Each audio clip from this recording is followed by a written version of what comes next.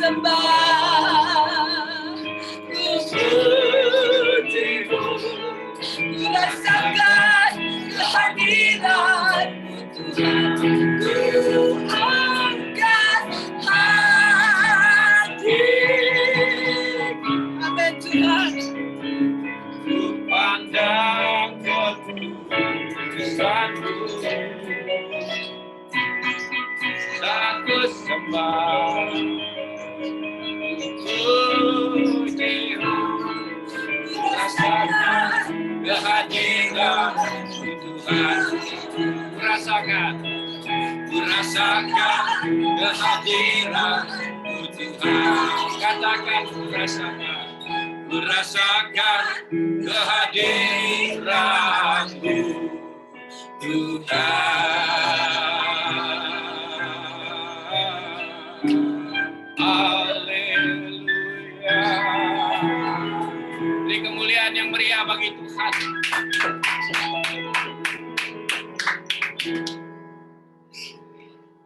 Bapak, terima kasih karena oleh kemurahan dan anugerah-Mu kami kembali bisa kumpul siang hari ini.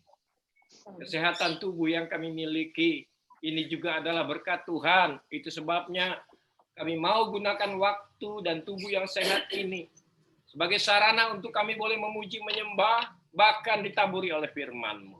Dan kami yakin tadi ketika kami memuji dan menyembah, Tuhan kami sudah bertahta digirangkan. Dan ketika Engkau disenangkan, maka berkat-berkat ilahi, pertolongan, mujizat itu yang akan ditumpahkan bagi kami semuanya. Itu sebabnya mari Roh Kudus bekerjalah untuk sebentar. Kami boleh sama-sama kembali mendengarkan kebenaran firman-Mu. Firman yang meneguhkan, firman yang mengarahkan, firman yang mengoreksi, bahkan firman yang mengajar kami supaya kembali setiap hari hidup tambah baik dan benar di hadapan-Mu. Berbicaralah ya Tuhan, karena semua kami yang hadir pada siang hari sudah siap untuk diberkati. Dalam nama Yesus Tuhan kami yang sempurna, kami siap mendengar firman-Mu dan kami peraskan doa ini. Semua yang percaya, kita sama-sama mengatakan. Amin. Amin. Baik, puji nama Tuhan. Shalom semua Bapak dan Ibu. Shalom. Jadi kita memperhatikan firman Tuhan. Ya, yang menjadi ayat-ayat bacaan pada siang hari ini terambil dari Injil Matius ya. Injil Matius pasalnya yang ke-9. Ada 7 ayat ya. Ayat pertama sampai ayat yang ke-7 saja. Tapi nggak apa-apa karena sudah tertulis. Tadi saya kasih tambah 8. Ayat yang ke-7 saja. Sampai yang ke-7 saja ya. Baik, perikopnya kalau saudara lihat di Alkitab berbunyi orang lumpuh disembuhkan. Saya baca. Dan Bapak dan Ibu, saya baca ayat yang ganjil. Nanti tolong Bapak dan Ibu bacakan yang genapnya. Firman Tuhan berbunyi demikian. Sesudah itu naiklah Yesus ke dalam perahu, lalu menyeberang, kemudian sampailah ia ke kotanya sendiri. Maka dibawa orang kepadanya itu yang terbaring di tempat tidurnya. Ketika Yesus melihat iman mereka, berkatalah ia kepada orang itu, dosamu sudah diampuni. 3, maka berkatalah beberapa orang ahli Taurat dalam hatinya, ia menghujat Allah. Tetapi Yesus mengetahui pikiran mereka. Ayo, saudara yang genap. Tetapi Yesus mengetahui pikiran mereka. Lalu berkata, mengapa kamu memikirkan hal-hal di dalam hatimu? Yang kelima, manakah lebih mudah mengatakan dosamu sudah diampuni atau mengatakan bangunlah dan berjalanlah? Tetapi supaya kamu tahu bahwa di dunia anak manusia berbuat dosa. Lalu berkatalah ia kepada orang itu, Sama yuk ayat yang ke-7. Dan orang itu bangun lalu pulang. Amin. Amin. Perbaikan terjadi dari kaki yang tadinya nggak berguna, sekarang berfungsi. Halo? Amin. Perbaikan terjadi kalau kita baca apa yang tertera di dalam Injil Matius pasal 9 ayat 1 dan 3 ini. Saudara, pada siang hari ini saya mau mengajak saudara untuk melihat bahwa sesungguhnya melalui kisah yang barusan saja sama-sama ceritanya kita baca, ada informasi ya bahwa kalau 3 langkah dari apa yang terjadi dalam kisah ini kita kerjakan, pasti perbaikan akan terjadi. Amin. Perbaikan dalam rumah tangga, perbaikan dalam karir, juga perbaikan di dalam dunia usaha. Itu pasti akan kita nikmati dan kecap. Bilang amin. Amin. Karena itu yang terjadi sama si orang lumpuh ini. Tadinya dia punya kaki. Itu nggak berguna. Tapi kemudian oleh kuasa Kristus jadi bermanfaat. Ada perbaikan. Dan saya rindu hari ini. Kalau ada di antara kita yang sedang rindu ada perbaikan dalam rumah tangga, kalau ada di antara kita yang sedang rindu ada perbaikan dalam karir dan usaha, lakukan 3 langkah yang tercatat di dalam peristiwa ini, maka engkau akan mengalami mujizat yang dahsyat dari Tuhan. Perbaikan untuk apa yang kau inginkan, itu akan di... Amin. Apa? Ya, langkah di ayat ini yang wajib kita harus perbuat. Sama apa? Minta Tuhan ampuni dosa kita. Amin. So, minta Tuhan ampuni dosa kita. Kita masing-masing itu punya kelemahan. Kita masing-masing punya kekurangan. Saudara yang paling tahu apa yang kurang di dalam kehidupan. Pastikan untuk minta ampun supaya Tuhan ampuni semuanya dulu. Amin. Karena apa? Karena dosa itu Alkitab bilang selalu jadi penghambat berkat. Dia selalu penghambat hal yang baik untuk diterima. Tapi Yeremia pasal 5 ayat 25 itu ada keterangan firman yang bunyi begini. Kesalahanmu menghalangi semuanya ini dan dosamu menghambat yang baik daripadamu. Amin. Amin. Halo. Jadi kalau ada hal-hal yang baik, kerinduan-kerinduan, mimpi-mimpi, cita-cita yang baik yang kita punya, tapi terus aja belum terjadi, hari ini dengar baik-baik. Bisa saja karena ada dosa yang belum diampuni. Sekarang, mari renungin baik-baik. Apa yang kurang, apa yang masih harus kita mintakan ampun dari Tuhan, lakukan. Jangan sampai kerja keras yang sudah kita lakukan untuk membangun usaha, perjuangan besar, ya, yang kita perbuat demi meraih karir yang baik, bahkan kesungguhan tekad untuk kita berusaha memiliki keluarga dan kemudian rumah tangga mengalami perbaikan itu tidak membuahkan hasil maksimal karena ternyata masih ada dosa yang belum terampunin. Minta ampun sama Tuhan. Berdoa. Jangan global. Jangan doa gitu, Tuhan ampuni dosa-dosa saya. Itu sama seperti Tuhan aja biar yang sibuk untuk menelisik. Apa sih dosa saya yang belum beres? Enggak, kita yang harus sibuk untuk menemukan apa yang masih dosa supaya diajukan kepada Tuhan minta pengampunan. Amin. Halo? Amin. Sekarang maunya gampang. Tuhan ampuni dosa kesalahan saya. Jadi Tuhan aja yang suruh mikir kira-kira dosa saya apa. Ya jangan dong, kita. Bilang amin. Amin. Kita sebut apa yang kurang dari diri kita. Dosa apa yang masih harus Tuhan ampunin. Supaya apa? Supaya perbaikan terjadi. Amin. Saudara perhatikan di dalam ayat ini ya. Jadi, di dalam cerita tadi. Bukankah ketika orang lumpuh ini dibawa kepada Yesus, maka yang lumpuh ini tentu berharap saat itu Yesus jamah, ya. Lalu kemudian mengucapkan doa untuk kesembuhan. Betul nggak? Pasti semua berharap itu. Mereka datang, mereka bawa, dan mereka hari itu nunggu nih. Tuhan jamah, lalu Yesus memberikan doa kesembuhan. Namun kenyataannya, dia nggak melakukan itu. Yesus nggak melakukan itu. Yang Yesus lakukan apa? Coba perhatikan. Ya. Ayat 2. Maka dibawa oranglah kepadanya seorang lumpuh yang terbaring di tempat tidurnya. Ketika Yesus melihat iman mereka, berkatalah ia kepada orang lumpuh itu. Jadi Yesus nggak menjamah, Yesus nggak mengucapkan doa kesembuhan, tapi Yesus bilang apa? Coba saudara bilang. Percayalah, hai anakku. Percayalah, hai anakku. Apa katanya di situ? Dosamu Dosamu Sudah diampuni. sudah diampuni. Ini dulu yang Yesus lakukan. Baru perbaikan untuk kaki si lumpuh terjadi. Jadi yang terpenting rupanya, yang paling awal harus dikerjakan ternyata adalah beresin, benahin, ampunin dosa si lumpuh. Halo? Amin. Halo? Amin. Itu yang dikerjakan oleh Yesus lebih awal. Sehingga kalau Yesus saja menempatkan tugas mengampuni sebagai poin pertama dulu, bukankah kemudian kita harus itu dulu? Halo? Amin. Kita minta apapun, perbaikan sulit terjadi sebelum minta pengampunan. Halo?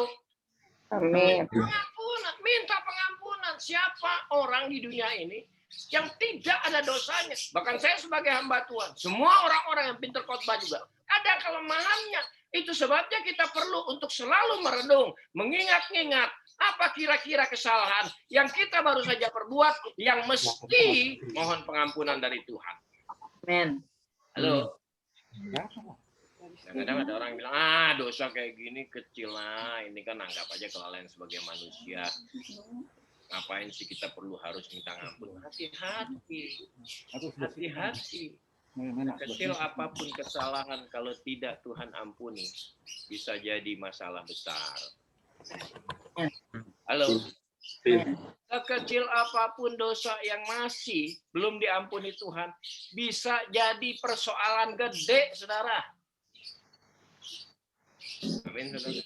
Amin. Suatu kali seorang bapak siap-siap berpergi untuk pergi, karena hari itu dia akan menerima reward, ya, karena dinulis yang bukunya itu bestseller, sehingga hari itu diadakan acara untuk memberikan kepada dia reward berikut hadiah yang akan dia terima. Dari malam dia udah berkemas, berpikir pakaian apa yang paling pantas. Lalu kemudian sudah dia siapkan semua. Pagi-pagi dia mulai beberes, lalu kemudian dia berangkat ke garasinya. Dia starter mobilnya. Apa yang terjadi, saudara? Nggak hidup mesinnya. Nggak hidup mesinnya. Dia kotak-katik sana. Dia cek ini, dia cek itu. Bahkan kemudian dia minta tolong anaknya, dorong aja deh. Sebab waktunya udah hampir tiba. Sekarang ini mungkin di sana acara udah sesi untuk memanggil nama dia, diberikan penghargaan dan hadiah. Didorong sama anaknya. Saudara tahu apa yang terjadi? Setengah jam didorong, setengah jam dikutak-kutik. Mesin tidak bisa nyala. Dan kemudian karena ada orang yang tahu tentang mobil, kebetulan melihat keadaan dia, datang menghampiri. Tanya kenapa masalah, lalu dia buka itu mobil. Saudara tahu apa yang ditemukan? Ternyata, saudara, kepala aki. Saudara tahu kepala aki? Ya. Di kepala aki itu nempel serbuk-serbuk putih. Pernah lihat? Pernah lihat? Serbuk-serbuk putih. Dan itu yang membuat pengapian terhadap mesin nggak bisa bekerja dengan baik, saudara. Dan akhirnya waktu dia lihat jam tangannya, itu sudah menunjukkan bahwa waktu pemberian penghargaan telah selesai. Dan dia sepertinya tidak bisa mengikuti event tersebut. Hanya karena apa? Hanya karena ternyata bukan mesinnya yang rusak, bukan bensinnya yang nggak ada. Kepala aki yang dilekatkan, dalam kepala api itu melekat serbuk-serbuk yang putih. Yang ketika serbuk itu kemudian diamplas, dicongkel, disingkirkan, kepala akinya ditempelkan ke aki, dengan mudahnya mesin kemudian nyala. Ini hal kecil. Amin. Amin. Hal kecil cuman serbuk-serbuk itu, serbuk-serbuk putih membuat dia kemudian kehilangan kesempatan untuk diliput oleh media dan televisi, menerima penghargaan sebagai bestseller penulis buku. Kita anggap mungkin ini adalah dosa kecil. Kesalahan yang lumrah dilakukan banyak orang sehingga kita lupa untuk minta ampun. Jangan. Dosa sekecil apapun dia bisa jadi penghambat besar untuk hidup kita. Amin. Halo. Amin. Jadi hari ini mari baik-baik saudara. Belajar untuk setiap hari merenungkan apa yang belum kita minta sama Tuhan untuk diampuni. Setiap kali ingetin. Lalu minta. Dengar baik-baik. Yang besar aja Tuhan ampunin, apalagi yang kecil.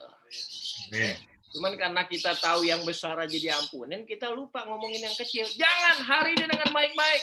Waktu Tuhan mau melakukan perbaikan terhadap kaki si lumpuh. Ini pekerjaan besar loh. Amin. Pekerjaan besar. Kaki yang tadinya nggak berguna bisa bermanfaat. Ini pekerjaan besar. Perbaikan yang dahsyat. Ternyata rumusnya cuma satu. Jangan lupa minta Tuhan ampuni kesalahan kita. Event itu cuma kecil. Lakukan langkah itu. Maka saudara akan mengalami perbaikan di tiap aspek hidupmu. Rumah tanggamu mengalami perbaikan. Karir dan usahamu mengalami perbaikan. Yang kedua, langkah apa lagi yang harus kita kerjakan? Supaya kita mengalami perbaikan yang dahsyat. Harus punya hati yang baik. Amin. Amin. Harus baik, saudara. Hati harus baik. Kalau kita mau ada perbaikan besar terjadi. Dengerin baik-baik. Sebagai orang percaya, yang kita jaga itu bukan cuman jadwal-jadwal ibadah saja. Supaya secara konsisten kita kerjain. Yang patut kita jaga juga bukan cuman jam-jam doa yang wajib untuk kita selalu lakukan terus-menerus. Bahkan yang kita harus jaga juga bukan cuma melayanan yang memang sebagai orang percaya harus terlibat di dalamnya. Yang perlu kita jaga jugalah hati supaya tercemar, tidak jadi jahat. Namun hati terjaga terus untuk jadi baik. Amin. Amin. Hati harus baik. Kalau kita mau sesuatu diperbaiki oleh Tuhan, jaga hati agar tetap baik, tidak hati yang jahat. Amin. Ini penting. Amsal 4 ayat 23 berkata demikian. Silakan munculkan ayatnya, Grace. Jagalah hatimu dengan segala kewaspadaan, karena dari situlah terpancar kehidupan. Amin. Amin. Amin. Jadi kita nggak cuma ngejaga jadwal ibadah saja, jangan sampai kelupaan diikutin. Nggak cuma ngejaga jam doa supaya nggak absen, tetap konsisten jalanin. Tapi ngejaga hati juga supaya nggak tercemar jadi buruk. Halo? Amin. Sekarang kan ada orang Kristen yang merasa dirinya udah benar karena jadwal ibadah konsisten dia ikutin.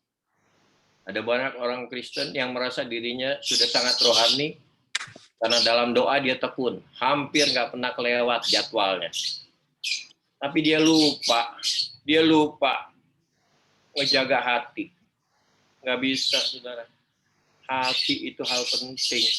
Jangan karena kita kira gini, orang kan nggak akan pernah tahu apa yang di dalam hati kita. Salah. Jangan kejar orang supaya tahu ketekunan kita ikut ibadah dan doa saja. Pastikan kita jaga hati. Kenapa? Karena hati yang orang lain tidak tahu, Tuhan lihat. Amin. Amin. Amin. Ini kunci penting. Kunci penting.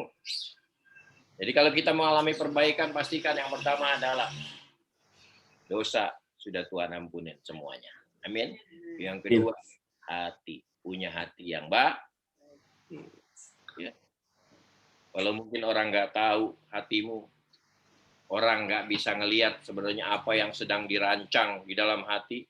Tapi ingat, Dia di atas tahu dengan tepat. Halo? Amin. Dia dengan tepat tahu. Coba lihat ayat 4. Firman Tuhan berkata apa di dalam Matius 9? Ayat yang keempatnya. Bisa dimunculin, Grace? Ya saya baca ya, ayat 4. Lihat. Firman Tuhan bilang begini. Tetapi Yesus mengetahui pikiran mereka, lalu berkata apa? Mengapa kamu memikirkan hal-hal yang jahat di dalam hatimu? Lalu berkata, mengapa kamu memikirkan hal-hal yang jahat di dalam hatimu? Saudara, waktu saya baca 7 ayat ini, saya ngelihat orang ini nggak ngomong apa-apa kok. Bener nggak? Iya. Orang ini nggak ngomong apa-apa. Ayat 3-nya diterangkan begini. Maka berkatalah beberapa orang ahli Taurat dalam hatinya. Jadi artinya dia berkata di dalam hati, nggak terucap di mulut. Bener nggak? Betul. Halo? Amin. Betul. Amin. Nggak terucap di mulut. Tapi kemudian ayat 4 dikatakan ini, tapi Yesus mengetahui pikiran mereka lalu berkata, mengapa kamu memikirkan hal yang jahat di dalam hatimu? Jadi sekalipun nggak terucap di mulut, Tuhan tahu isi hati kita. Amin. Mungkin kita nggak ngeluh, mungkin kita nggak komplain, tapi dalam hati menggerutu, Tuhan tahu. Amin. Mungkin kita berkata amin, kita bilang haleluya, padahal dalam hati ragu tentang Tuhan. Dia tahu. Halo. Amin. Amin. Jadi kalau ada orang yang tanya kepada saya, Pak, saya tahu itu orang setianya bukan main. Saya tahu itu orang betul-betul konsisten melayani. Bahkan mulut bibir lidahnya tidak pernah ngeluh. Dia selalu mengucap syukur. Dia hidup dengan perkataan-perkataan yang hebat di hadapan Tuhan. Itu yang terlihat. Yang di dalam hati kita nggak tahu. Amin. Halo? Amin. Yang terlihat sepertinya oke. Bahkan yang terucap sepertinya positif. Tidak pernah komplain sama Tuhan. Tidak mengesahin dan dia ragu. Tapi hati, Tuhan yang tahu. Amin. Amin. Amin. Tuhan yang tahu. Itu sebabnya hari ini dengar baik-baik. Jaga hatimu. Amin. Jaga. Jangan sampai ada di dalam hati hal-hal yang Tuhan nggak sukain. Saudara. Amin. Amin. Saya bersyukur di sini jemaat-jemaat ini dahsyat. Saudara. Saya percaya hati saudara adalah hati yang Tuhan sukain. Yang dahsyat. Saudara tahu, dengar baik-baik. Daud itu tidak tampak sebagai sesuatu hebat. Saudara-saudaranya justru tampak sebagai sesuatu yang dahsyat. Daud bang enggak. Tidak. Tapi dengar baik-baik. Sekalipun tidak ada atribut yang menonjol di dalam dirinya, ada sesuatu yang menarik di dalam dirinya, tapi justru Tuhanlah yang menempatkan kepercayaan hebat untuknya. Kenapa? Hati. Amin. Amin. Amin. Nah, hati itu yang luar biasa. Rupanya hati ini punya nilai yang sangat-sangat dahsyat, punya nilai yang sangat penting, punya nilai yang sangat vital, bisa menyebabkan perbaikan terjadi atau tidak. Bagaimana nggak dahsyat? Daud itu siapa? Cuman orang yang ngurus ternak, dan ternaknya pun jumlahnya nggak banyak. Artinya kalau di dalam dunia kerja sekarang bisa dibilang mungkin dia adalah karyawan yang levelnya sangat rendah. Tapi perbaikan keadaan terjadi. Daud yang dulu gembala domba, sekarang jadi Daud yang raja orang Israel. Bilang amin. Amin. Amin. Orang Israel. Kenapa? Karena dia punya sesuatu yang sangat menarik di dalam hatinya. Dia punya sesuatu yang hebat, yang orang lain tidak miliki. Alkitab bilang di dalam 1 Samuel 16 ayat 7, tetapi berfirmanlah Tuhan kepada Samuel, jangan pandang parasnya atau perawakannya tinggi, sebab aku telah menolaknya. Bukan yang dilihat manusia, yang dilihat Allah. Manusia melihat apa yang di depan mata, tetapi Tuhan melihat hati. Jaga hati kita. Amin. Jaga hati kita. Karena seringkali penilaian Tuhan bukan apa yang terlihat di diri kita.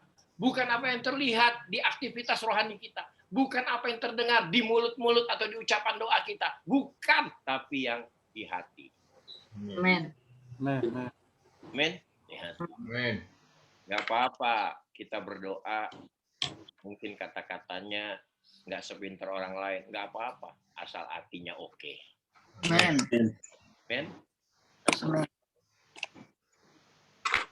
Nggak apa-apa kita tuh nggak menonjol kerohaniannya, nggak terlihat, nggak apa-apa. Karena ada banyak orang yang terkesannya rohani tapi justru nggak ngalamin apa-apa, nggak berbuah apa-apa. Kenapa? Karena hatinya. Amin, saudara. Hari ini, mari saya rindu setiap kita menjadi pribadi yang bisa menjaga hati dengan benar. Amin. Amin. Amin. Ada dua kelihatan tandanya hati. Lukas 6 ayat 45 berkata begini. Orang yang baik mengeluarkan barang yang baik dari perbendaharaan hatinya yang baik. Dan orang yang jahat mengeluarkan barang yang jahat dari perbendaharaan yang jahat. Karena yang diucapkan mulutnya meluap dari hatinya.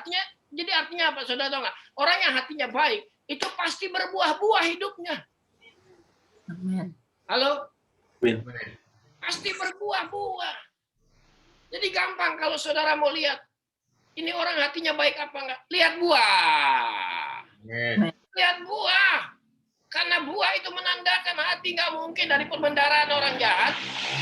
Dari perbendaharaan jahat, itu hati baik nggak mungkin. Karena dari hati baik, buah pasti baik. Dari Amin. hati jahat, buah pasti jahat. Amin, saudara? Amin. Yuk, miliki. Dan yang kedua, tahu nggak untungnya kalau hati baik? Setiap firman yang turun, terdengar dan mengubahkan. Amin. Orang kalau hatinya baik itu paham ketika firman diberitakan. Bukan cuma ngerti, tapi roh Tuhan bekerja untuk membuat hidupnya itu menyatakan firman. Amin. Halo? Amin. Amin? Amin. Lihat nih, Lukas 8 ayat 15. Ya, tuh ada tuh. Yuk, seorang bantu saya lah. Dari tadi saya sendiri. Jordan, baca. Lukas 8 ayat 15. Yang jatuh di tanah yang baik itu ialah orang yang setelah mendengar firman itu menyimpannya dalam hati yang baik dan mengeluarkan buah dalam ketekunan. Amin. Amin. Amin. Halo? Jadi Amin. kalau orang hatinya baik, itu dia sama dengan tanah yang baik. Amin. Amin. Amin. Orang yang hatinya baik itu sama dengan tanah yang baik. Sehingga ketika dia ditaburi sesuatu, maka yang ditaburi itu akan menghasilkan buah. Amin. Amin. Amin. Lihat baik-baik. Lihat baik-baik. Tapi kalau orang hatinya jahat, mau difirmanin kayak apapun, firman itu tidak akan berefek apa-apa. Karena dia bukan tanah yang baik. Halo? Amin. Amin. Jaga. Jaga. Karena hatilah perbaikan keadaan. Ubah Daud dari cuma penggembala domba jadi raja yang dahsyat. Hati yang baik akan mengubah keadaan saudara. Hati yang baik akan memperbaiki semua hal dalam hidup saudara. Bilang amin. Amin. Amin. Mari kita memiliki hati yang baik. Lalu yang ketiga, apalagi langkah yang kita perbuat supaya terjadi perbaikan yang dahsyat, yaitu punya jiwa, punya mental, punya tabiat yang patuh. Bilang amin. Amin. Yang patuh, punya kepatuhan. Amin. Amin. Kepatuhan. Saudara, kalau saya tanya nih sama saudara misalnya, siapa yang gak senang kalau punya anak patuh? Pasti kita senang. Pak Boy, kalau anak-anak pada patuh senang nggak? Senang. Senang. Ibu Boy, kalau anak-anak pada gampang nurut senang nggak? Nah, Senang. Lalu semua kita yang bekerja di sini, siapa yang nggak senang kalau punya karyawan patuh? Amin. Hah? Jordan, kalau staf-staf di sana patuh senang nggak? Senang Om. Senang. Kalau kita tahu, kalau kita lihat anak patuh, karyawan patuh, wah pasti hati senang. Kalau gitu, yuk kita bikin Tuhan senang. Dengan apa? Menjadikan kita umat yang patuh. Amin. Amin. Menjadikan diri kita umat yang patuh. Kenapa? Sebab dalam kepatuhan ada perbaikan. Dalam kepatuhan ada mujizat. Dalam kepatuhan ada hal dahsyat.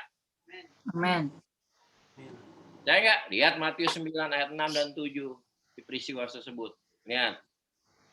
Firman Tuhan bilang apa? Matius 6 Matius 9 ayat 6 dan 7.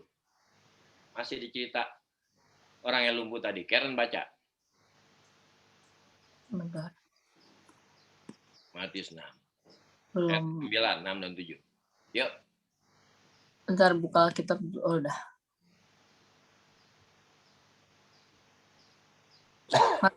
Nama ayat 6 dan 7. Tetapi supaya kamu tahu bahwa di dunia ini anak manusia berkuasa mengampuni dosa. Lalu berkatalah ia kepada orang lumpuh itu, bangunlah, angkatlah tempat tidurmu dan pulanglah ke rumahmu. Amin. Amin. Ayat 7-nya. Dan orang itu pun bangun lalu pulang. Amin. Amin. Ya. Halo. Jadi rupanya dalam kepatuhan ada perbaikan. Amin. Dalam kepatuhan ada mujizat yang dahsyat. Amin. Halo. Amin. Ini yang harus kita lakukan. 3 langkah. Yang pertama, minta Tuhan ampuni segala dosa. Yang kedua, jaga, milikin hati, ya, supaya punya hati yang baik. Yang ketiga apa? Patuh. Amin. Nggak ada kesuksesan kalau nggak patuh. Amin. Amin, saudara. Amin. Ada begitu banyak orang-orang Kristen, kenapa dia nggak patuh? Dia bilang begini, karena permintaan Tuhan terlalu besar. Salah. Saya mau berkata kepada saudara, urusannya itu bukan tentang permintaan Tuhan terlalu besar. Kitanya yang memiliki iman terlalu kecil. Halo? Jadi bukan permintaan Tuhan yang terlalu besar, kitanya yang punya iman terlalu kecil. Karena kalau iman kita besar, apapun permintaan Tuhan pasti kecil. Amin. Halo? Jadi kuncinya ada di mana? Di iman kita. Kenapa ada segelintir orang begitu patuh, begitu taat dengan Tuhan, begitu ikut apa yang dikatakan firman? Sebab dia punya iman besar. Karena dengan iman besar, semua permintaan Tuhan jadi kecil. Tapi kalau iman kita terus kecil, maka apapun yang Tuhan minta jadi gede. Makanya nggak berani apa-apa. Halo. Amin. Amin. Amin. Amin.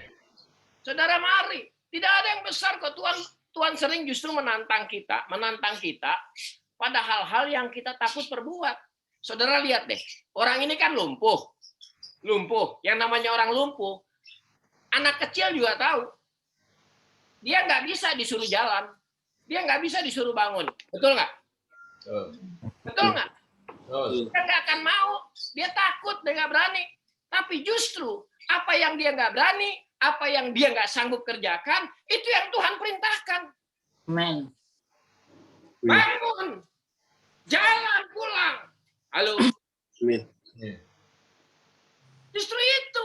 Jadi hari ini dengar baik-baik. Bukan soal permintaannya besar. Iman kita yang kecil. Dengar baik-baik. Tuhan sering perintahkan kita untuk melakukan hal-hal yang selama ini mungkin kita takut perbuat. Kalau itu terjadi, jabanin, ladenin, kerjain. Maka engkau akan lihat perbaikan itu terjadi. Amin. Amin. Saudara, terlalu sering Tuhan memang meminta kita untuk melakukan sesuatu yang menurut kita harusnya nggak gitu. Ya, sering nggak? Ya. Dia meminta kita untuk mengerjakan hal-hal yang menurut kita harusnya nggak gitu. Kalaupun demikian, yang sedang Tuhan tantang kepada kita, patuh, kerjakan, engkau akan lihat mujizat Tuhan terjadi. Amin. Yohanes 14 ayat 15, ayat yang terakhir kita baca sama-sama. 2, 3. Jika kamu mengasihi aku, kamu akan menuruti segala perintah. Amin. Amin. Kalau Tuhan bilang ini, kalau ente mengasihi gue, kata Tuhan, maka patuh. Amin. Amin. Amin. Cuman itu kok jawaban. Dan kalau patuh, perbaikan terjadi. Amin. Amin. Mari kita berdoa.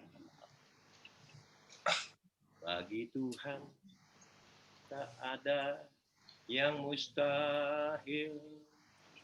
Bagi Tuhan tak ada yang tak mungkin. Mujizatnya disediakan bagiku, ku diangkat dan dipulihkannya. Katakan bagi Tuhan. Bagi Tuhan tak tak ada ada yang mustahil. Bagi Tuhan tak tak ada ada yang mungkin. Mujizatnya disediakan bagiku, ku diangkat dan dipulihkannya. Tidak ada seorang pun bisa menyembuhkan kaki orang yang sudah lumpuh. Tapi bagi Yesus, itu dapat dikerjakannya. Amin. Hari ini, saya tidak tahu apa yang menjadi persoalan saudara. Tapi satu hal yang saya mau katakan, apapun itu, perbaikan bisa Tuhan lakukan. Haleluya. Dalam rumah tanggamu, perbaikan Tuhan bisa kerjakan. Usahamu, karirmu, sehancur ataupun sesusah apa hari ini, dengar baik-baik. Perbaikan bisa Tuhan perbuat. Asalkan 3 hal kita lakukan. Ayo buka mulut, ayo datang sama Tuhan. Minta ampun dosa-dosa. Ingat apa yang salah dari diri kita, minta ampun. Maka perbaikan pasti dia lakukan. Yang kedua, pastikan kita memiliki hati yang baik. Dan yang ketiga, kita punya karakter yang patuh. Biar mujizat itu terjadi. Bapak hamba sudah selesai menyampaikan apa yang menjadi pemberitaan firman.